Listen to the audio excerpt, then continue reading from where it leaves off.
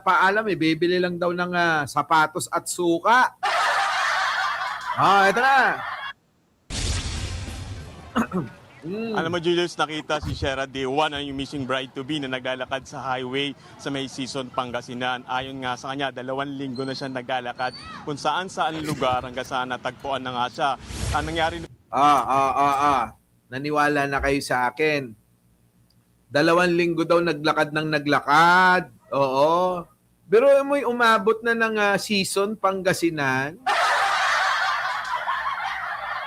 Mga kababayan ko, yan ba yung mag-a-unwind lang? So mga kababayan ko, isipin nyo maigi ha. Kasi ayoko mangyari to sa inyo. Una akong malulungkot kapag si Catherine Galpo nakita natin na naglalakad ng hubot-hubad.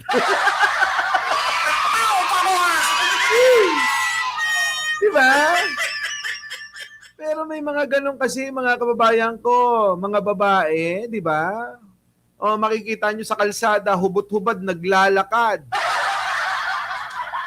Yan po yung mga naabuso't nabebengbang ng mga tambay sa kanto. Diba, mga kababayan ko? Lalo na si Catherine Galpo, maputi pa naman yan. Diba? Tama-tama lang yung, yung kanyang hugis ng katawan. Diba? Diba? So ngayon, mga kababayan ko, ganyan ang nangyari sa kanya. Kung eto, etong bride-to-be mga kababayan ko, kahit papano naman may katawan naman, at yung kanyang itsura, pumasa nga dun sa jowa, di ba? Alam nga naman na hindi pumasa yan sa mga nandiyan dyan sa Mammartet. Di ba?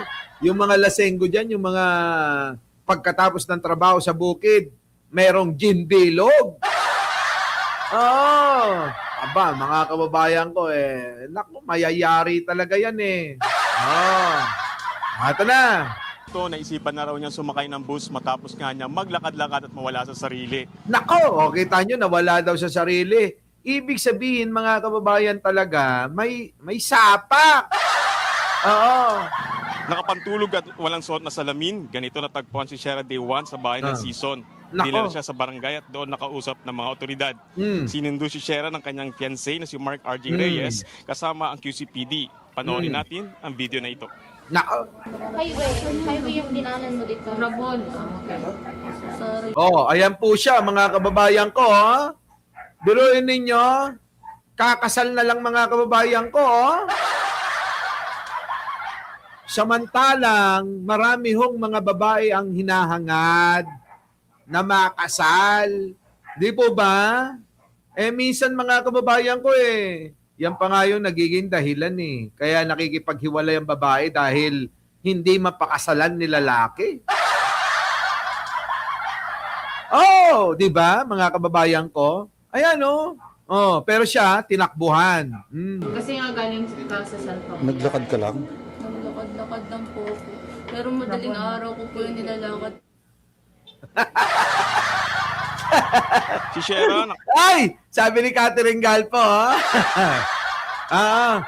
marami nga po natingin dito kapag naglalakad ako nang walang bra po.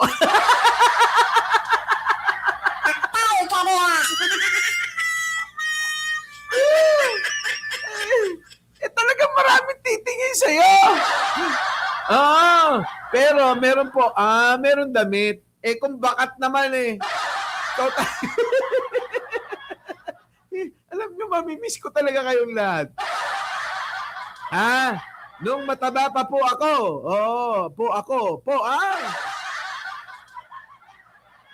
Nako, ewan ko sa'yo. Ito na mga kababayan. Ito na. katakdang iuwi sa kanila sa Quezon City. Nakausap ng News 5 ang pamilya ni Shera. Kwento ng tatay niya, tumawag ang bride-to-be sa kanyang kuya kaninang alas 8 ng umaga. Sinabi niyang buhay siya at nasa Pangasinan. Halos Kita nyo naman mga kababayan, no? Parang hirap talaga, no? Tiyak sa tuwang ina ni Shera dahil hindi na raw Yup. nila inaasahan na makikita ito bago magbagong taon. Pakinggan Mm. natin ang pahayag ng pamilya ng bride-to-be. Mm. Okay, ang naririnig ko sa kanya, sorry po talaga. Nasabi ko sa kanya, huwag kang mag-sorry. Ang mahalaga nakita ka, mahalaga bumalik ka, kaya bumalik ka na dito. Talagang marunong talaga ang Diyos na halos gabi-gabi mula Kawawa naman si nanay, ano? Eh, syempre, anak niya yan eh. Normal lang na ganyan na maramdaman. Ikaw ang ina eh. Mawala yung anak mo. Ay, yung iba nga dyan eh, nakikipagpatayan eh. Di ba? Nakikipagpatayan nga sa yung ibang mga magulang para sa anak. Pero may mga magulang ding mga walang ya, ano? Bato-bato sa langit, wag ang tamaan na wag magalit, pero iba-iba kasi ang sitwasyon din.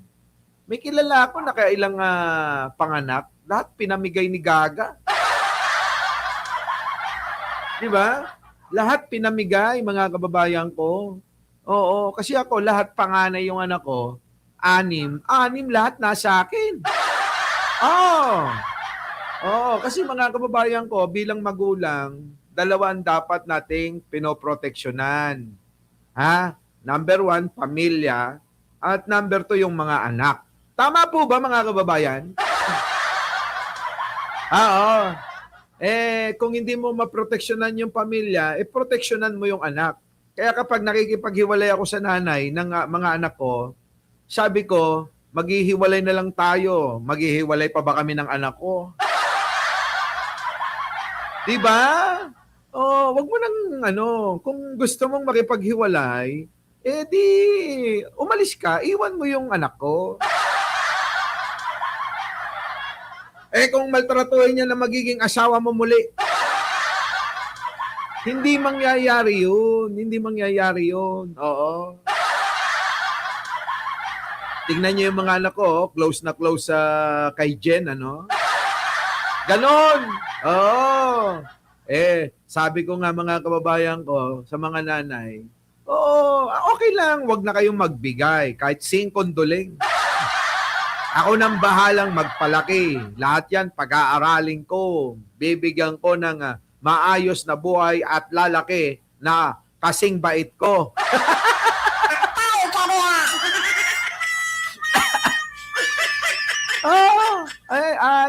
Puro panganay.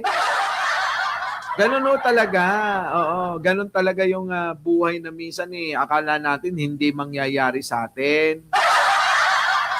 Totoo, mga kababayan ko sabi ko, hindi naman ako mahirap mahalin. Oo, ewan ko, mga kababayan ko, bakit gano'n? Ngayon yung sa 6, yung 3, tapos na sa koleyo. Oo. Yung isa, yung panganay, nagmamanage ng ibang negosyo namin. Yung ikalawa, ayan, 2 sila, IT naman yung isa. Oo. So, tulong na sila, yung 2 panganay. Magkakasundo. Iba-iba nanay, pero iba yung bonding ng magkakapatid na to. May pagmamalaki ko, Leonora Brown, thank you. Biro nyo, iba-iba yung nanay at, nanay, ano. Pero mga kababayan, sila iba ang bonding. Daig pa ang tunay na magkakapatid. Pinalaki ko kasing ganon, na iba man ang nanay mo, iba man ang ang nanay mo isa lang tatay nyo. Sa madaling salita, edi magkakadugo pa rin kayo, 'di ba? Ang lahat ng nangyayari sa buhay natin, sabi ko, ay walang may kagustuhan. Hindi mo gusto, hindi ko gusto. Hindi natin gustong lahat. Kaya lang, mga kababayan ko, yun talaga kaloob, di ba? Hindi natin maiwasan ang kapalaran. Pero lagi niyong tatandaan, ang bawat tao ay isinilang na individual. Maliban na lang kung kambal, di ba? Isinilang tayo mga kababayan na may sariling pag-iisip, may sariling damdamin, kaya may sariling pagpapasya. Di ba?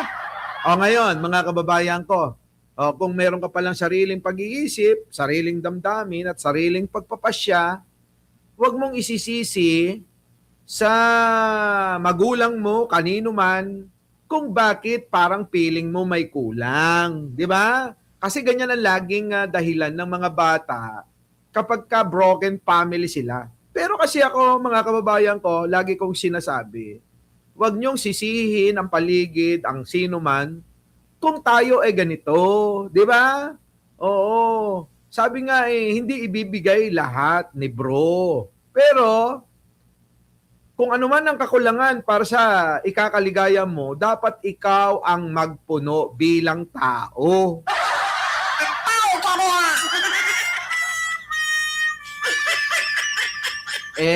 Naniwala sila mga kababayan ko. Ayun, mga kababayan, napakababait. Mga kababayan, wala akong masabi sa mga anak ko. Sobra. Oo, sobrang babait. Actually, mga kababayan ko, sila na nagpapaaral sa mga kapatid nila. Oo. Sabi kong gano'n, no? Ikaw, ate, kuya, ate. Tapos na kayong tatlo. Bawal kayong mag-asawa hanggat hindi nyo napagtatapos yung tatlo. Ikaw, ate, kailangan mapagtapos mo to bago ka mag-asawa. Ikaw, kuya, kailangan mapagpatapos mo to. Naku, daddy, paano yan? Abogado gusto. Kailan pa ako mag-aasawa niyan?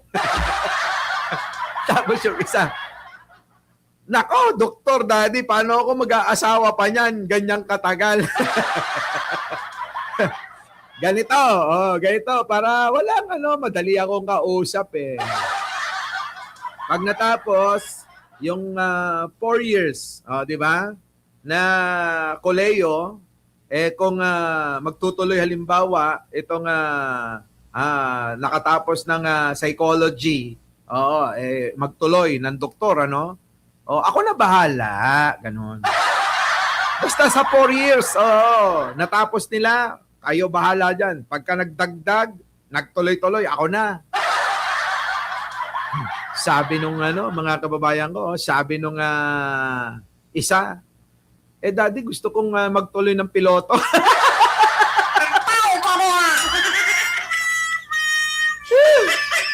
Ayun. Di meron pa akong natirang pinag-aaral. Yun na yun. Ako na ho yun dun sa abogado, doktor at piloto. Di ba? Okay ba yun? Okay yun. Alam nyo mga kababayan ko, huwag nyo nang isipin yung mga asa-asawa nyo. Pwedeng palitan yun. Ganun ang katwiran ko eh. Yung mga anak, mapapalitan nyo ba yan? Hindi. Kailanman hindi nyo mapapalitan yung anak, yung nanay, tatay nyo. Tandaan nyo yan. Kaya, huwag ninyong ipagpapalit sa asawa nyo yung nanay, tatay nyo, mga anak nyo. Tama ba mga kababayan ko? Ay, pagpilyanak na eh. Kugtarang ka, itam ko na ka. Kasi meron ako naging ganyan. Sabi, mamili ka sa amin. Alam nyo naman, di ba? Simula ng ang nanay ko, nagsolo na. Yung bang, nanghina na rin, Wala na mula nung 40 siya, nagkaroon na ng sakit. Wala na hindi na nakakapagtrabaho. Ayun lang, linis-linis, luto-luto sa bahay. Pero yung trabahong pagkakakitaan, wala na. Kaya ako na yung bumuhay mula noon. Hanggang ngayon. Dekada na nga. Pero alam nyo, sa akin, habang tinutulungan ko yung nanay ko, ako nagtataka. Kasi minsan manghihinayang ka na sa binibigay kasi parang ang laki-laki, Pag nagkasakit, nako, laglagan 300,000. Konting sinat, laglag 100. Konting laglag 200. Allowance, mga kababayan, ganyan, buwan-buwan. Alam nyo, nung una parang naisip ko, nakakapanghinayang. Pero nung naramdaman ko, ba't parang ang luwag naman ng ng dating ng blessing? Ganun pala 'yun. Oo. Wag na wag po ninyong titipirin ang magulang ninyo. Wag niyong pagdadamutan. Dahil 10 dobleng mahigit ang ibabalik sa iyo ni bro sa ginagawa mong kabutihan sa iyong magulang. Tandaan niyo yan. Oh. Diba? Kaya mga kababayan ko, sa mga buhay pa, mga magulang dyan, samantalahin nyo. Oo, ha? Malay nyo, manalo kayong loto. Si Aldongin nagtatanong, may anak ka? 6 nga. 6. 6 ang anak ko. Ayun, oh, nakikita nyo yun. Yun, yun, yung trato na yun, oh. Oh. Yan, oh, yan, oh, yan. Yan, oh, mga anak ko, 6. 6 sila. Oh, kung friend nyo ako sa FB, makikita nyo yan. Eto na. Wala naman akong tinatago, mga kababayan ko. Yung mga anak ko kasi okay naman sila. Oo, di ba? Sabi ni Miracle, nasa Bible po yan, Boss Mike. Sabi doon, honor your mother and father. Di ba? Di ba? Pang-7 daw, pang-7. Ilan ang 6 nga yung panganay. Di 6 din yung nanay, ganon. Diba? Kapag ka nagkaanak kami ni Jen, di pang-7 nanay siya. Uy, grabe buhay ito. Pero alam nyo, minsan, naisip ko, masaya pa rin yung, kaya nga ako saludo, dahil ako'y bilib na bilib. Dahil naiisip ko nga, masaya pa rin yung isang nanay, oo, at isang tatay. Sino ba mang ayaw nun? 'Di ba? Ako'y gusto ko yun eh. Isa lang nanay at isang tatay. Oo, ang gumawa ng mga anak. Wala talaga eh. Alam niyo kung bakit, mga kababayan ko? May sumpa kasi. Oo, may sumpa yung mga magagandang lalaki.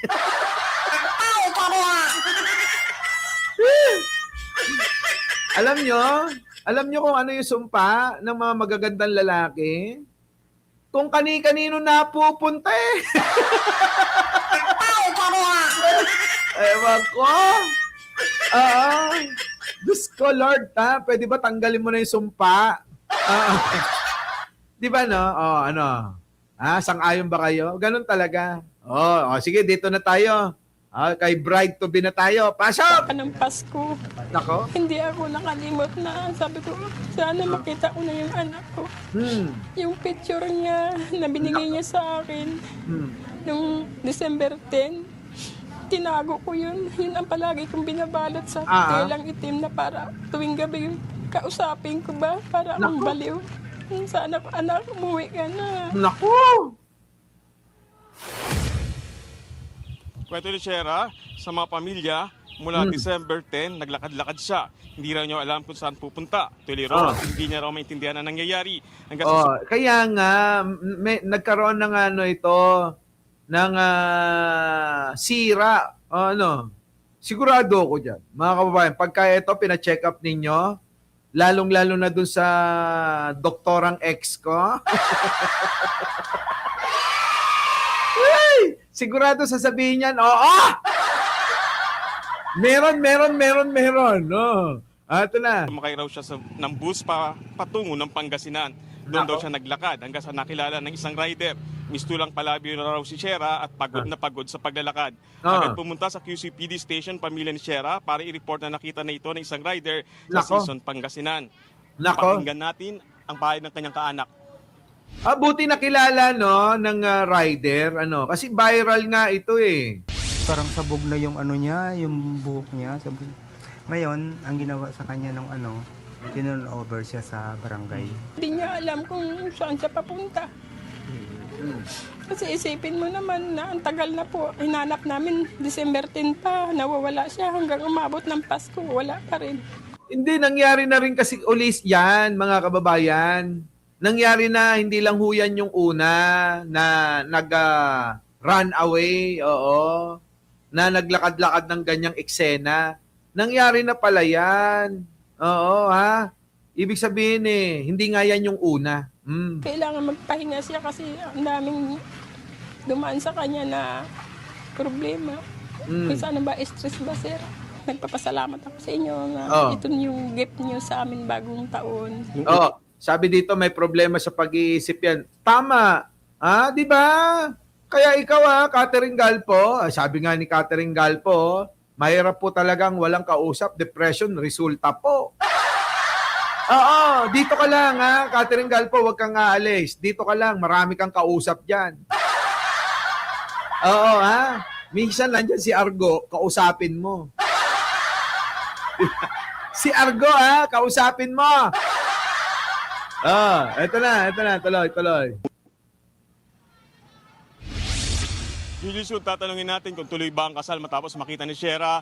Sagot ng pamilya, magpapahinga muna si Shera at ipagagamot daw muna nila, pacheck nila ang health condition nito. Kung Kita nyo, ipapagamot. Kasi nga alam na, siguro tingin ko, alam nilang may may something ito. Di ba? Well, kung ako, si lalaki, wag na. Hirap, ayos at humingi sila ng privacy, pero sa ngayon masaya ang bagong taon nila at ngayong araw, ngayong gabi ay pagdating ni Shera ay ihahanda nila yung paborito nitong pagkain na sinigang. Nako, sinigang pala paborito. May sakit yan, Boss Mike, may kilala ko ganyan, di kaya lang sa ibang bansa. Lagi ang lakad. May sakit din sa isip. Kaya nga